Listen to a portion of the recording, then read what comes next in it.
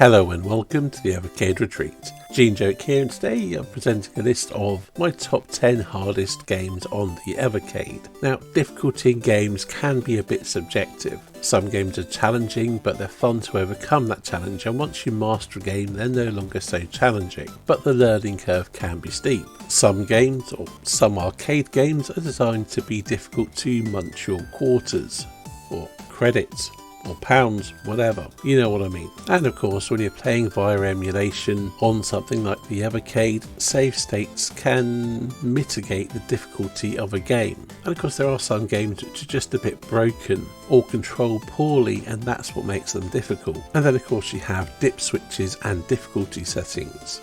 So these are things that I've tried to bear in mind with all of these games, and I will address them if they're a factor with each individual entry. Now of course this isn't a definitive list. Out of 600 odd games on the Evercade, it's hard to narrow it down to just 10, but 10's a good round number for a list, especially when you don't want to make a 4-hour video. So anyway, with all my various caveats and thoughts on them, I'm going to start with a few honourable mentions. The first of which is Gym Power, and this one I think is mainly hard because of the version that we have on the Evercade, which is the Super Nintendo version. It runs faster than a lot of versions, and with the way that enemies pop on screen and charge at you, they often kill you before you can kill them, and there's not much you can do about it. You very much have to learn exactly where every enemy is and time things well. It's an exercise in frustration. Combine that with the sort of nausea-inducing visuals, and yeah, it's not easy. Next for my honourable mentions is Truxton, which would be an obvious choice. It's known to be a difficult shoot 'em up, and it is definitely challenging, but I do feel there are much harder shoot 'em ups on the Evercade. One I suppose I should mention, R-Type. Everyone says how hard R-Type is, but to be perfectly honest, I don't think it's that hard. It's very learnable, and I don't even think it's in the top 10 hardest shoot 'em ups on Evercade, let alone all of the games on the Evercade. And finally, for my honourable mentions, Cathedral. Now, don't get me wrong, Cathedral is a challenging game. It's also a very long game, at least by standards of the Evercade, but it is surmountable. Okay, so on with my top 10, starting with Number 10. Magician Lord. This will be the latest addition to this list, and the game has been annoying the hell out of me. Now, I believe this is unique to the version that we have, as in the AES version, and the difficulty is a weird one because much of the game, or I'd say the majority of the game, isn't that difficult. The bosses are generally fairly easy. The platforming sections and regular enemies are not overly challenging. But there are a lot of cheap enemy spawns, and then there's the flying enemies which will just fly around and fire things at you, and they seem to spawn pretty randomly. They can really complicate matters, get in the way, and really they feel like a cheap arsehole of a way to make a game that's not overly challenging, far too challenging for its own good. Then combine that with the checkpoint system implemented in this version, and it's an exercise in frustration. In many ways it reminds me of Ghouls and Ghosts, only with controls that are perhaps a little bit more in common with Castlevania, as in a little bit stiff and clunky, but Castlevania's sort of enemy placement and controls work in relation to the controls. Here it just feels like a hindrance, and I generally feel that it leaves you ill-equipped to deal with the threats oncoming. Number 9. Tanzer. Tanzer is a fast, frantic game where you pretty much dance through the air, avoiding enemy bullets and slashing enemies with your sword. It's almost as if Jeff Minter made an acid trip version of Strider. Well, essentially throughout the game you pretty much only get one life and a small health bar. You can get upgrades and continues and things like that, but it's also a fairly long game to get through on one life without using save states, obviously. But if you abuse save states, then you don't really get the skills to do it properly. Maybe it's a skill issue on my part. I haven't heard many other people refer to this as an overly challenging game, but yeah, I certainly feel that it is. Number 8. The Immortal. The Immortal is an isometric dungeon crawling adventure, and one that has some very obtuse designs. In fact, it's outright forgiving. Equip the wrong item, you die. Step on the wrong tile, you die. Don't have the right item at the right time, you die. And combat, don't know what you're doing? Yeah, you're gonna die. It's a game of memorization, remembering exactly which tiles have traps in them, remembering what items to or not to equip, and when in many cases. and I suspect many people have never had the patience to play through the entire game, or possibly even finish the first level. Number 7.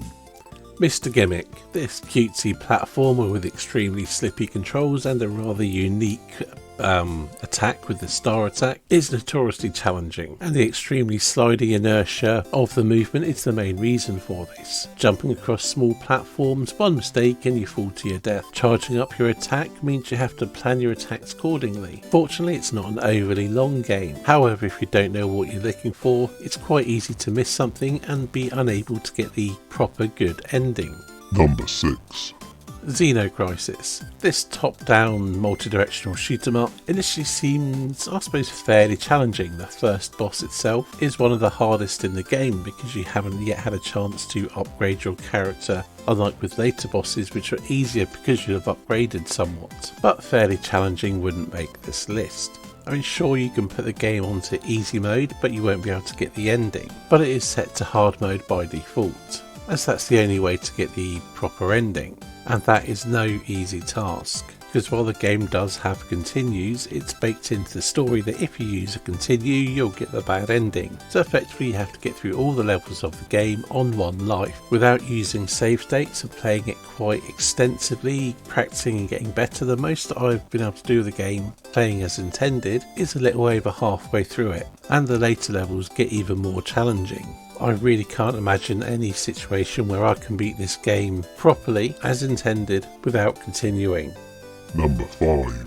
Kadaava and the expansion, the payoff. Now these are a different kind of hard. These are hard because they're just plain obtuse, and it's very easy to make a mistake in the game and not realise for some time you've just made progression impossible. And if you don't have a save prior to making that mistake, it's all the way back to the beginning, even abusing save states. If you want to beat this game without using the guide, yeah, good luck with that one.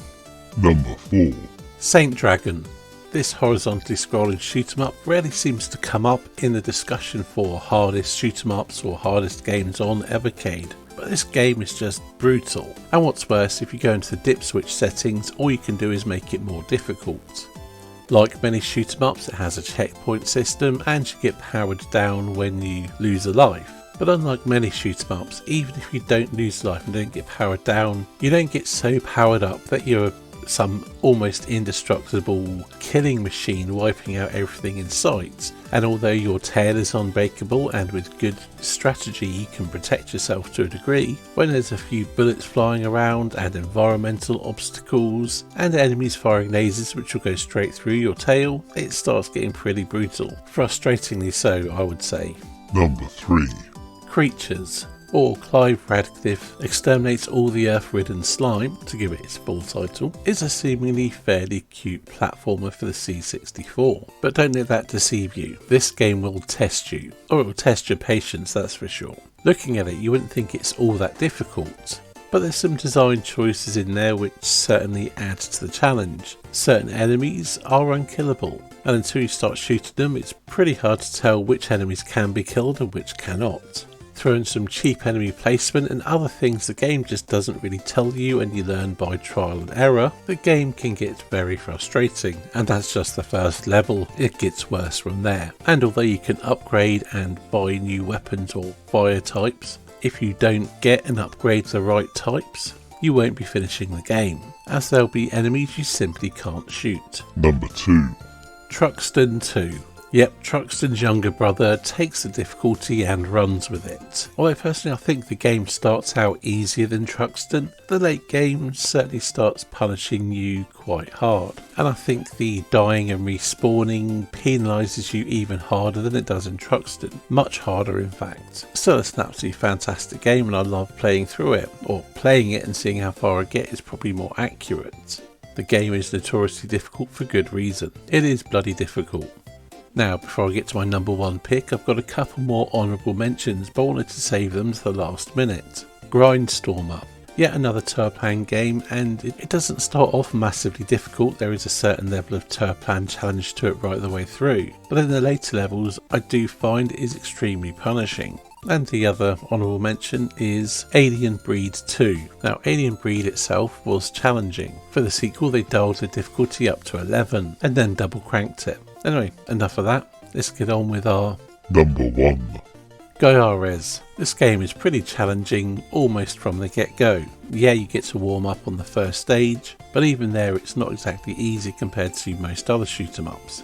And the difficulty just continues to ramp up throughout the game. The checkpoint system is quite harsh, the bosses can take a while to beat and be quite challenging in their own right. Then you cap it off with the final stage being a relentless gauntlet of bosses all the way through to the final boss. Oh, and did I mention the difficulty spikes dramatically from about stage 5? On the plus side, the controls of your ship are very tight, but they need to be because the game expects a lot of precision movement from you. Apparently this is another game that was designed or had its difficulty increased for the Western market. Yeah, thanks for that. But one of the things that separates this from the arcade shoot-em-ups and why I ranked it above Truxton 2 is the limited continues. If I recall correctly, you just get 3 continues, that's your lot, and it's game over. Brutal, relentless, and completely unforgiving. It's a good job it has damn good music. Anyway, that's the completion of my hardest games on Evercade list, and I've probably missed a whole bunch. Maybe you disagree with my picks, maybe you agree completely.